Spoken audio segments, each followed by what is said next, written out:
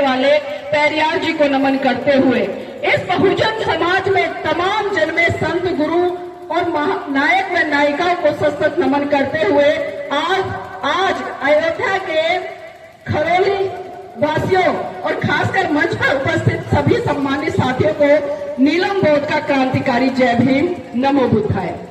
आवाज नहीं आई, लग नहीं रहा मुझे कि यहाँ पर बाबा साहब के अनुयायी बैठे हैं। अगर आप सही रूप से बाबा साहब के अनुयायी हैं तो मैं चाहती हूँ अभी जिस तरह से भाई जी बोल रहे थे कि टोल टैक्स तक आपकी आवाज जाए, लेकिन मैं चाहती हूँ कि टोल टैक्स तक नहीं बल्कि आपकी आवाज दिल्ली के संसद तक जाए और पता चले कि आज अयोध्या की नगरी में जय भीम के अनुयायी बैठे हैं। तो एक बार जोरदार आवाज के साथ में मेरे साथ नारे बुलंद करेंगे, जय भीम। मेरी आवाज अब भी ज्यादा है आपसे, मैं दिल्ली से और मेरी आवाज अयोध्या में, और आप अयोध्या के होकर दिल्ली तक आवाज नहीं पहुंचा सकते। तो एक बार फिर से ट्राई करते हैं, हो सकता है एक के बाद आपकी आवाज दिल्ली तक पहुंच जाए।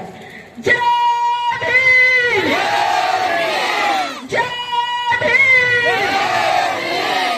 बहुत खूब, जिंदा है तो हमें जिंदा होने का प्रमाण देना चाहिए। हमें आलसी या ऐसे सुस्त बनकर नहीं बैठना चाहिए, क्योंकि हमारी रगों में ऐसे महामानवों का खून है।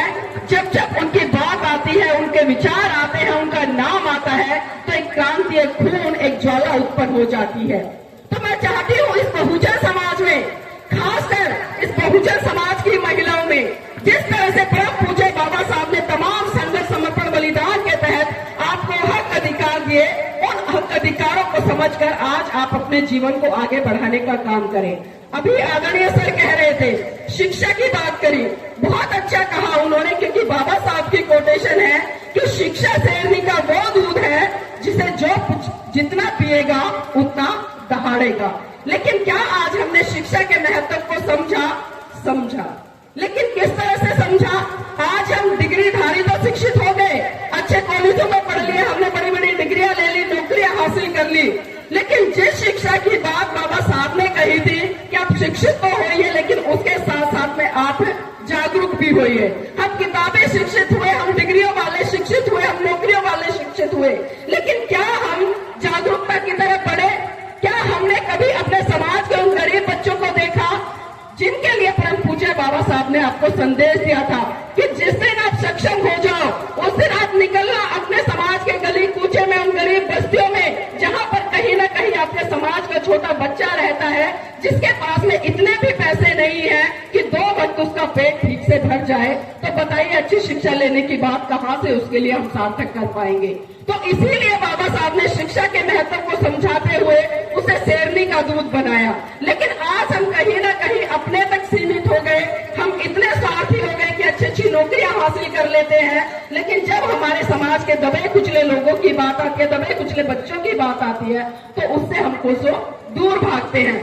आज हम बाबा साहब की जयंती मना रहे हैं। लगातार ये सवाल उठ रहा है कि 14 तारीख से लेकर लगातार एक के बाद एक बाबा साहब की जयंती के कार्यक्रम पूरे भारत देश में आयोजित किए जा रहे हैं। तो आप सोचिए कि आखिर ऐसी क्या खास बात थी बाबा साहब में जो 14 तारीख से उनकी जयंती मनाना शुरू हुआ और आज 26 तारीख हो गई है, लगातार उनकी जयंती मन रही है। और ऐसा नहीं है कि अभी 26 तारीख को बंद हो जाएगी। मैं कहती हूँ अब पूरा साल उठाकर देख लेना, बाबा साहब की जयंती लगातार पूरे साल अगले 14 अप्रैल तक मनी जाएगी। तो ये कहीं ना कहीं एक विचार है, एक क्रांति है, एक ज्वाला है और बाबा साहब का संघर्ष।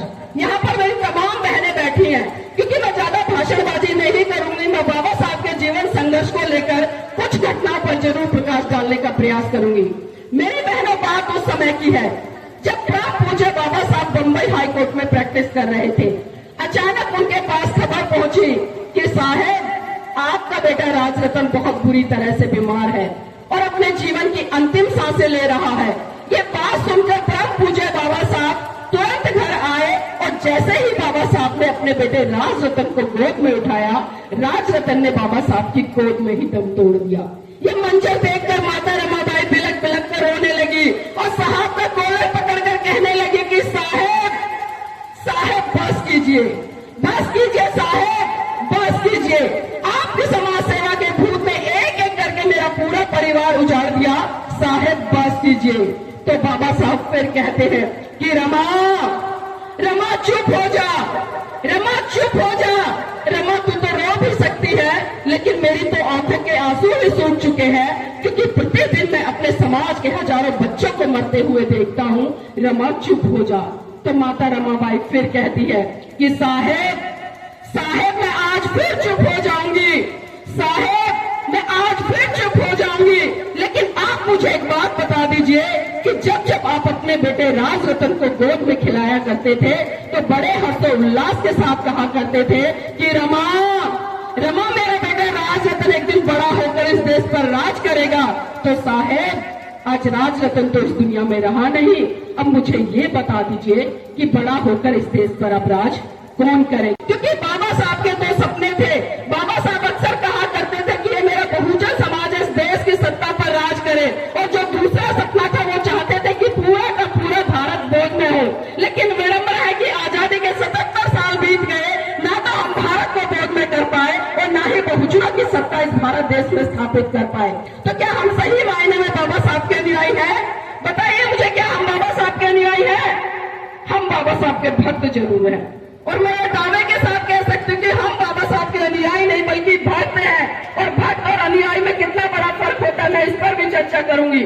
मेरी बहनों मेरे भाइयों, जब जब 14 अप्रैल आती है या महान पुरुषों की जयंती आती है तो यही बहुजन समाज का जो भक्त है वो खड़ा होता है और समाज के बीच में जाता है, पैसा इकट्ठा करता है और बड़ा सा मंच लगाता है, रैलियां निकालता है, बाबा साहब की तस्वीर के सामने दीपक जलाता है, फूल मालाएं चढ़ाता है और जोर जोर से नारे लगाता है कि हम अम्बेडकरवादी है, संघर्षों के आदी है।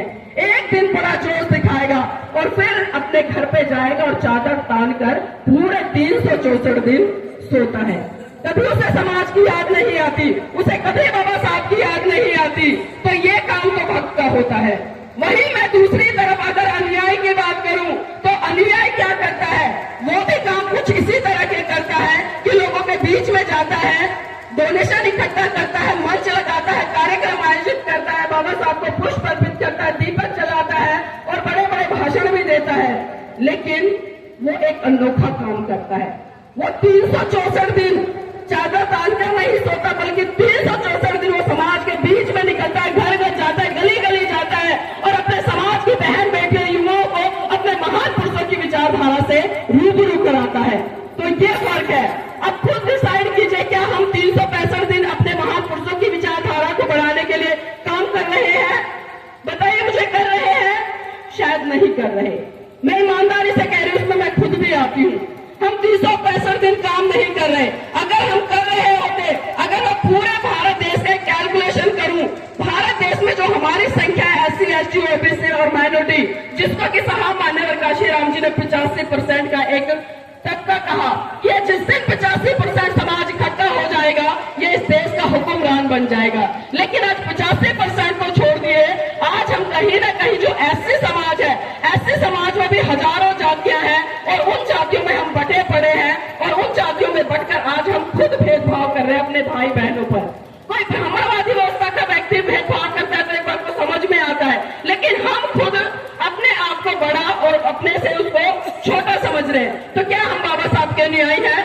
बाबा साहब ने 1935 में एवला की धरती से घोषणा की कि मैं हिंदू धर्म में पैदा हुआ, ये मेरे बस की बात नहीं थी, लेकिन मैं हिंदू धर्म में मरूंगा नहीं। और ठीक 21 साल बाद नागपुर की पावन धरती पर 14 अक्टूबर सन 1935 को बौद्ध धर्म 14 अक्टूबर 1956 को बौद्ध धर्म की दीक्षा लेते हैं और लाखों अनुयायी उनके साथ होते हैं। लेकिन वो लाखों अनुयायी कहाँ चले गए?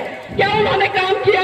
अगर वो ईमानदारी से, पूरी निष्ठा से, पूरे समर्पण के साथ में काम करते भारत को गोद में बनाने के लिए, तो आज शायद मुझे ये न कहना पड़ता कि जो बाबा साहब के 2 सपने हैं उसमें से हम एक भी पूरा नहीं कर पाए। तो विडंबना है कि आज हम इतने भारी हैं बहुमत में, लेकिन उसके बावजूद भी हम कहीं ना कहीं सत्ता से कोसों दूर है। कुछ % लोग हैं जो आपके ऊपर राज कर रहे हैं और किस तरह से राज कर रहे हैं आप सभी जानते हैं। अगर मैं एक उदाहरण दूं, क्योंकि बाबा साहब ने हमें संगठित होने के लिए कहा, और किस तरह के संगठित, क्योंकि मैं बार बार बात कर रही हूँ बुद्ध धर्म की, जिस तरह से बाबा साहब ने बौद्ध धर्म ग्रहण किया मैं उसकी, क्योंकि कहीं ना कहीं आज जो धोबी है, कोई पासी है, कोई चमार है, कोई खटीक है, कोई तेली है, कोई कुर्मी है, कोई कुछ है। अगर ये सभी लोग अपनी जातियां छोड़कर अपने नाम के पीछे बोध लगा ले तो बताइए क्या हम अलग अलग दिखाई देंगे?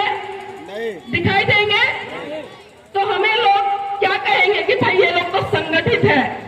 जिससे हमने अपने नाम के पीछे बोध लगा लिया ना, वो सत्ताधारी लोग भी हिल जाएंगे। अभी पिछले दिनों संसद में एक बड़ा बवाल मचा, और वो बवाल कैसा था? देश के गृह मंत्री ने एक स्टेटमेंट दी कि आज अंबेडकर अंबेडकर अंबेडकर कहना लोगों के लिए फैशन बन गया है। तो बताइए कि उन्होंने गलत कहा था? हमारे तमाम बुद्धिजीवी लोग सड़कों पर उतर गए, आंदोलन करने लगे, अमित शाह के पुतले जलाने लगे। लेकिन मैं कहती हूँ कि अमित शाह ने बिल्कुल 100% सत्य कहा था, क्योंकि आज जो बहुजन समाज का व्यक्ति है ना, उसके लिए बाबा साहब एक तरह से फैशन ही बने हुए हैं। क्योंकि जब हम बाबा साहब की बात ही नहीं मानेंगे, उनके विचारों को मनोसात नहीं करेंगे, उनके विचारों को आगे नहीं बढ़ाएंगे, तो क्या हम कह सकते हैं हम उनके अनुयायी हैं? फैशन ही तो है, फैशन ही है ना। इसी कड़ी में मैं आती हूँ उस घटना पर। मेरी बहनों, मैं आपके लिए बता रही हूँ, जरा ध्यान से सुनिएगा। बात उस समय की है जब परम पूज्य बाबा साहब विदेश से पीएचडी की डिग्री लेकर भारत लौटे, और जब महाराष्ट्र के लोगों को यह पता चला कि परम पूज्य बाबा साहब आ रहे हैं, तो उन्होंने उनके सम्मान सत्कार के लिए एक बहुत विशाल व भव्य मंच लगाया। और जब ये बात माता रमाबाई के पास उड़ती उड़ती पहुंची कि अरे मेरे साहब आ रहे हैं, उनका सम्मान सत्कार कार्यक्रम होगा, इतना बड़ा मंच लगेगा, तो क्यों ना मैं भी उस पल को, उस क्षण को महसूस करूं और अपनी आंखों से देखूं और उस कार्यक्रम का हिस्सा बनूं। लेकिन मेरी बहनों, आपको जानकर आश्चर्य होगा कि माता रमाबाई के पास में एक भी ऐसी साड़ी नहीं थी जिसको पहनकर वो बाबा साहब के सम्मान सत्कार कार्यक्रम में जा सके। तभी उन्हें याद आया कि एक बार साहू जी महाराज ने सम्मान स्वरूप बाबा साहब को एक पगड़ी भेंट की थी। माता रमाबाई ने वही पगड़ी ट्रंक में से निकाली और अपनी फटी हुई साड़ी